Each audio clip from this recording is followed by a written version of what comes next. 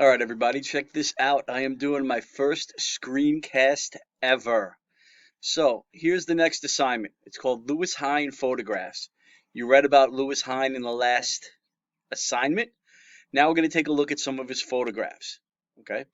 If you open up when you go to the assignment, you'll see this Lewis Hine Photographs. And I got a whole bunch of photographs here. And you're going to analyze the photographs. You're only going to pick two.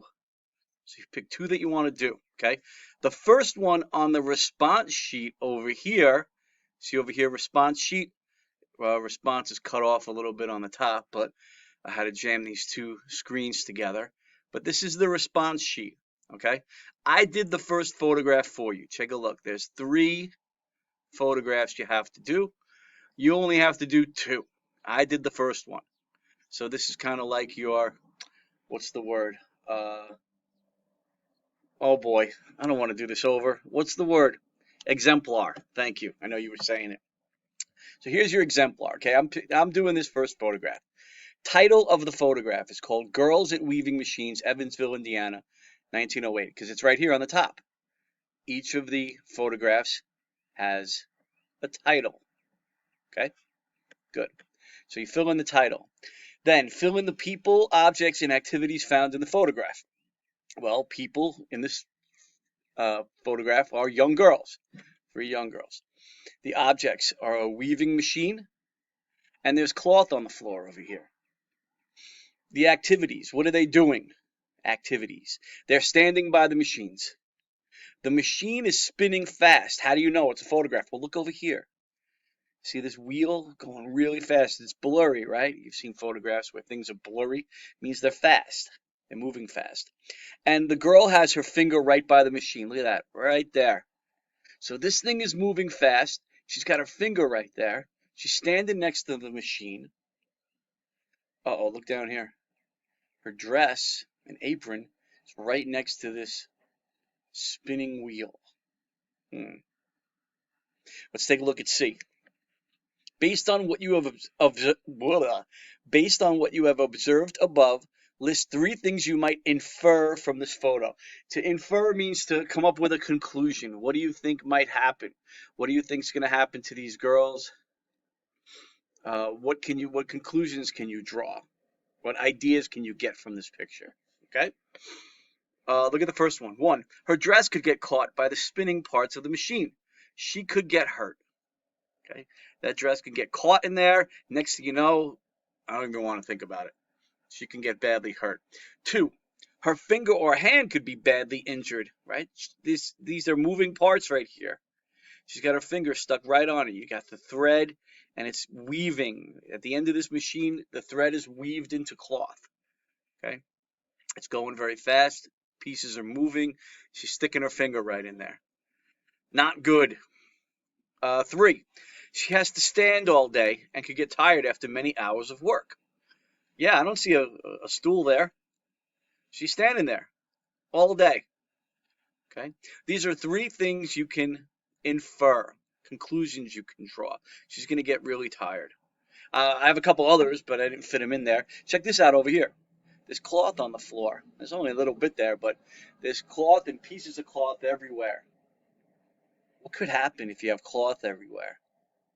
What happens if somebody's smoking a cigarette or something like that? It could be a fire. It could be very dangerous. Okay? Also, 1908. This is before factories have electric lights. The only light coming through here is in the window. Maybe later in the day it could get kind of dark, right? She's got her finger moving by the machine. The machine's moving fast. It's getting kind of dark. Here's another one. This machine is pretty huge, and here's another one, and here's another one, and here's another one, all the way down the row. How's that going to sound? It's going to get pretty loud, right? So she's going to be standing there next to loud machines. She could go deaf. She could lose her hearing. What? That's right. I said she could lose her hearing. See what I did there? Anyway, so that's like 3 more things that could happen that I can infer from this photograph. So what I want you to do is scroll down here, and you'll see there's oh boy, what did I do? Hold on. Come on, Mr. Schneer, get it back. Here we go. All right. There's A, B, and C for 1, 2 more pictures. Okay? Here are the pictures. Boys shucking oysters in Florida, out in the sun. Florida out in the sun. Shucking means to take the slimy meat out of the oyster shell with a knife. You can't see that last part. It's cut off. I'm jamming 2 screens into one. What does that smell like? What does that feel like? These are all oyster shells in the hot sun. Things to think about. A 9-year-old newsgirl, Hartford, Connecticut. 1909. What's this on the floor? It's ice. Okay? She's selling newspapers. Something to think about. After she sells a bunch of newspapers, what is she going to have in her pockets? By herself. On a street corner. Think about it. Title, Boy Picking Berries Near Baltimore, Maryland. This hurts me just thinking about sitting like this. Imagine doing this all day. Look at his feet. Things to infer.